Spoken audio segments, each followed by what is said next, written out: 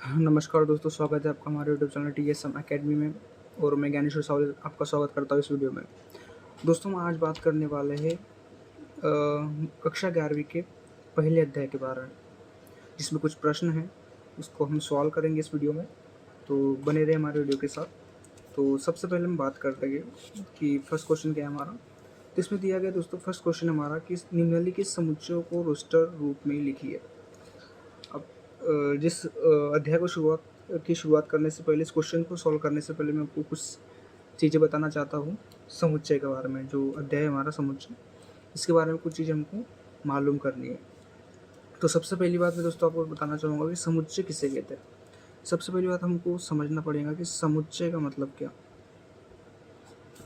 जिसे इंग्लिश में सेट भी कहा जाता है दोस्तों। अब समुच्चय का अर्थ सीधा सिंपल सा अगर मैं आपको बताऊँ, तो इसका मतलब हम अगर सिंपल सी भाषा में देखें तो उसका मतलब होता है कि किसी चीज़ का इकट्ठा होना, या किसी चीज़ का समूह में होना।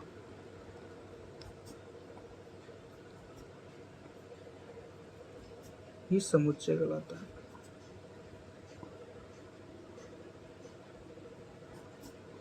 सेट ना कहलाता है।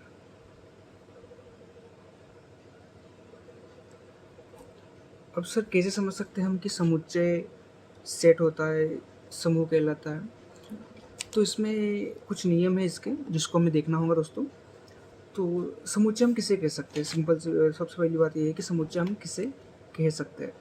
तो समुच्चय को परिभाषित करने से पहले हमको समुच्चय के कुछ नियम है, उसको समझना पड़ेगा। जैसे भाई समुच्चय जो होता है पहला नियम हमारा कि समुच्चय जो होना चाहिए वो समुच्चय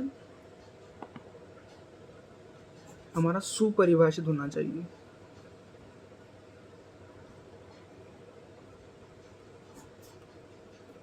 होना चाहिए। अब सुपरिभाषित होना चाहिए, इसका अर्थ क्या हो गया? तो इसका मतलब ये है दोस्तों कि समुच्चय जो है वो किसी एक व्यक्ति के द्वारा डिफाइन नहीं होना चाहिए कि उसकी जो पसंद है उसके हिसाब से हम समुच्चय बनाएंगे, ऐसा नहीं है।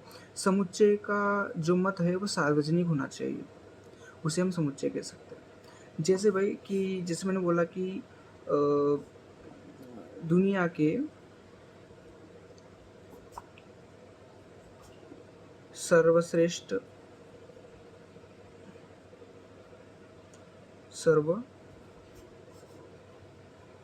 सर्वश्रेष्ठ बल्लेबाजों का समूह है ना, इसको हम डिफाइन करेंगे। तो भाई जो दुनिया के जो सबसे सर्वश्रेष्ठ बल्लेबाजों का समूह, तो इसको हम कैसे बता सकते हैं कि भाई दुनिया के सबसे जो है सर्वश्रेष्ठ बल्लेबाज कौन है ना। किसी व्यक्ति का मत कुछ और हो सकता है, किसी व्यक्ति का मत कुछ और हो सकता है ना। हर किसी के लिए जो बल्लेबाज है वो अपने हिसाब से है। किसी को विराट कोहली अच्छा लगता है, तो किसी को सचिन तेंदुलकर अच्छा लगता है। तो हम किसी के सर्वश्रेष्ठ बल्लेबाज यहाँ पर डिफाइन नहीं कर सकते। इसमें सभी लोगों का मत नहीं है। तो ये जो समूह है, ये समूह नहीं कहलाएगा, नहीं कहलाएगा, है ना। ऐसा दोस्तों, मतलब समूह कहलाने के लिए भी उसका सुपरिभाषित होना जरूरी है। इसमें जो मत है वो बोल सकते कि हम सर्वनिष्ठ होना चाहिए, इसमें सभी लोगों का मत होना चाहिए। इसमें एक और समूह देखते हैं हम, जैसे कि जैसे एक चीज़ ली हमने कि प्राकृत संख्याओं का समूह।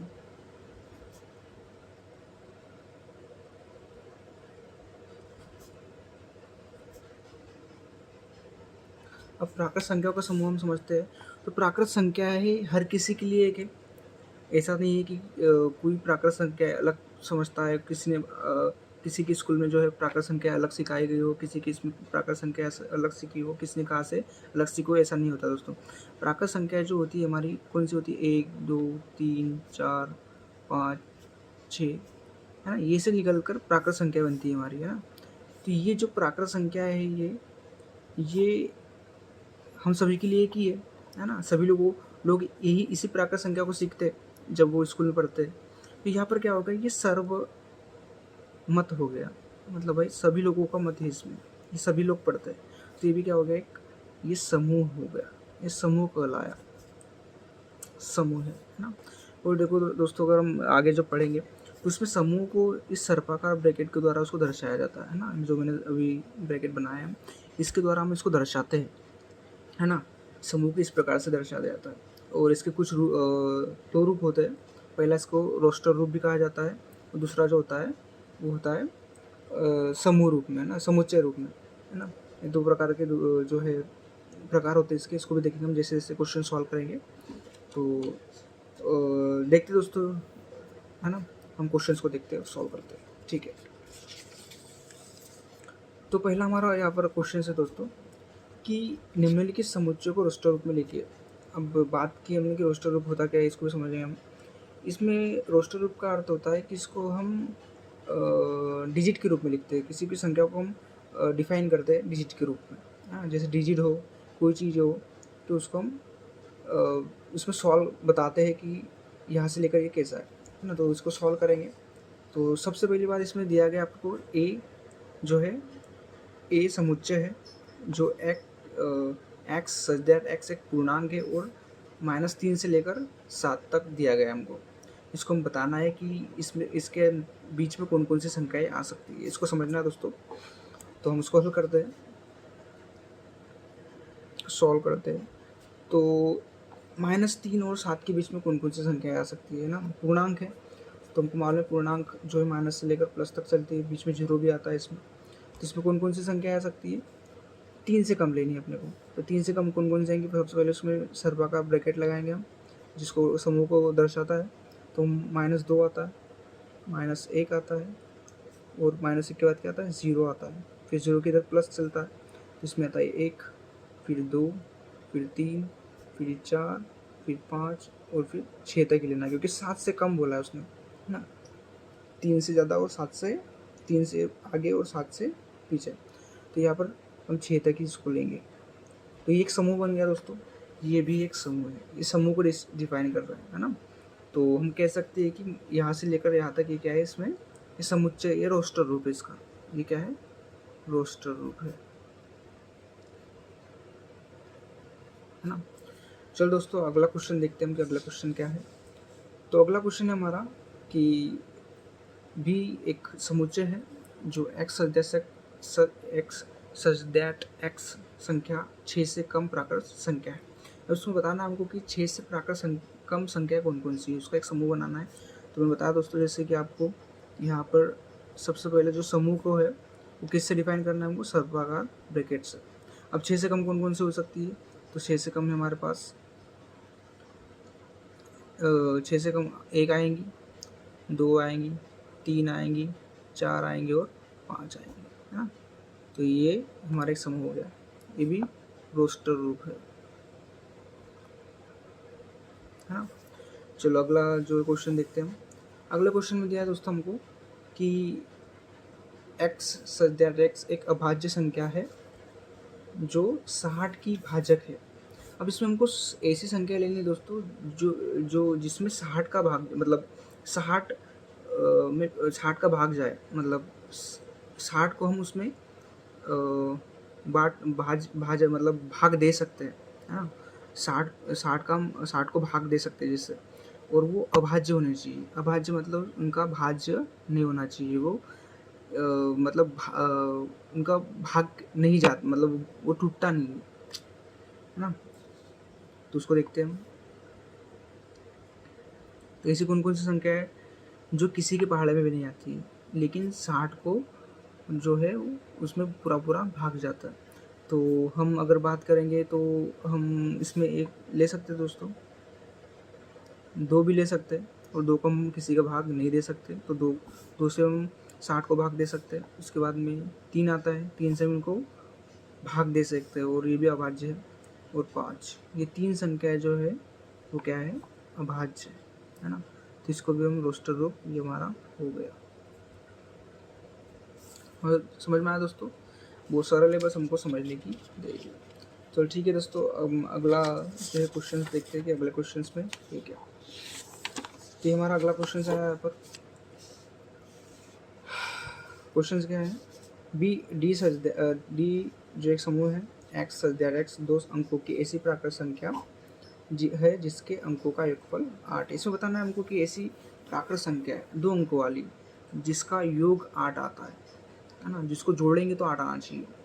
तो दोस्तों इसमें हम देखेंगे कि कौन कौन सी संख्या आ सकती है ना, तो इसको हम देखेंगे। तो इसमें हम सबसे पहले हल करेंगे, इसको हल करेंगे तो इसको सबसे पहले हमको सर्पाकार कोष्ठक लगाना है समूह के लिए, समुच्चय के लिए, है ना। तो सबसे पहले हम एक संख्या और ले सकते हैं इसमें 17, है ना। 17 क्यों लिए हमने, क्योंकि अगर दोनों को जोड़ेंगे तो 8 आएगा हमारा, है ना दोस्तों। 2 अंकों वाली बोला उसने तो ये भी 8 आएगा। उसके बाद में आता है 26 लेंगे हम, इन दोनों को जोड़ेंगे तो भी 8 आएगा। 2 और 6 कितना होता है, 8 होता है। उसके बाद में हम लेंगे 35, 3 और 5 भी क्या होता है, 8 होता है। फिर हम लेंगे 44, इसमें 4 और 4 क्या हो जाएगा हमारा, 8 हो जाएगा। फिर 53 भी 5 और 3 क्या हो जाएगा, 8 हो जाएगा। 62, 6 और 2 भी क्या हो जाएगा, 8 हो जाएगा। 71, 7 और 1 भी क्या हो जाएगा, 8 हो जाएगा। और 80, 8 और 0 भी क्या हो जाएगा, 8 हो जाएगा। तो ये हमारी संख्या निकल कर आई दोस्तों। ये भी क्या हमारा रोस्टर रूप है। इस प्रकार से हम क्वेश्चन को सॉल्व करना है ना। जैसे क्वेश्चन पूछा गया है उसके अकॉर्डिंग आपको समझ कर उसको बताना है। चलो अगला क्वेश्चन देखते हैं हम। अगला क्वेश्चन है दोस्तों, ट्रिगोमेट्री शब्द के सभी का समुच्चय, सभी अवयवों का, सॉरी यहाँ पर लिखा नहीं है, सभी अवयवों का समुच्चय, है ना। तो यहाँ पर बताना हमको कि इसमें कौन कौन से अवयव आए। तो याद रखना दोस्तों, जब हम समुच्चय को लिखते हैं तो इसमें एक ध्यान रखने वाली बात हमको ये होती है कि हम किसी भी डिजिट को फिर से नहीं लिखेंगे, या किसी भी लेटर्स को हम फिर से नहीं लिख सकते, उसको रिपीट नहीं कर सकते। याद रखना, हम उसको क्या नहीं कर सकते हैं, रिपीट नहीं कर सकते। तो फिर सबसे पहले हम समुच्चय सर्पाकार ब्रैकेट लगाएंगे। तो इसमें हम पहले सबसे देखना होगा कि टी कितनी बार टी है इसमें। हाँ, तो टी 2 बार आया तो टी भी लेंगे हम, यहाँ पर टी आएगा सबसे पहले, है ना। तो है ना, उसके बाद में हम याद रखना कि जब हम समुच्चय बनाते हैं रोस्टर रूप में तो हमें कॉमा लगाना ज़रूरी है ना। ये भी बहुत ध्यान रखने वाली बात है। अगला इसमें आर, तो आर 2 बार आया है इसमें। फिर से टी लेंगे नहीं क्योंकि टी ले लिया अपन ने। फिर जी है ना, जी 1 बार। इसमें ओ भी आया है, ओ भी है। एन भी है ना, एन 1 बार आया। उसके बाद में एम है, एम भी लिखेंगे हम। उसके बाद में ई है, ई भी लिखेंगे। और क्या है फिर वाई। इतने जो है यहाँ पर लेटर्स इसमें दिए गए हैं जो इसका समुच्चय। ये भी क्या हमारा रोस्टर ग्रुप है दोस्तों। और आखिरी क्वेश्चन है हमारा, इसमें भी हमको बताना है कि कौन कौन से लेटर्स इसमें हैं, इसका समुच्चय बताना अपने। तो सबसे पहले हम लिखेंगे हल में दिया गया सबसे पहले क्या बनाएंगे, सर्पाकार ब्रैकेट। इस पर बी दिया है, सबसे पहले क्या है बी, तो बी लेंगे। क्या दिया आगे ई, तो ई लेंगे। टी 2 बार है, टी तो एक ही बार लिखेंगे। और ई और आर, ये भी क्या बन गया, एक समुच्चय बन गया दोस्तों, है ना। ये भी रोस्टर रूप है। आशा करता हूँ दोस्तों कि आपको ये वीडियो पसंद आया होगा और इन चीज़ों को आपने समझा होगा। तो ऐसी वीडियोस, ऐसी लॉजिक भरी वीडियोस को देखने के लिए हमारे चैनल को सब्सक्राइब कीजिए। धन्यवाद।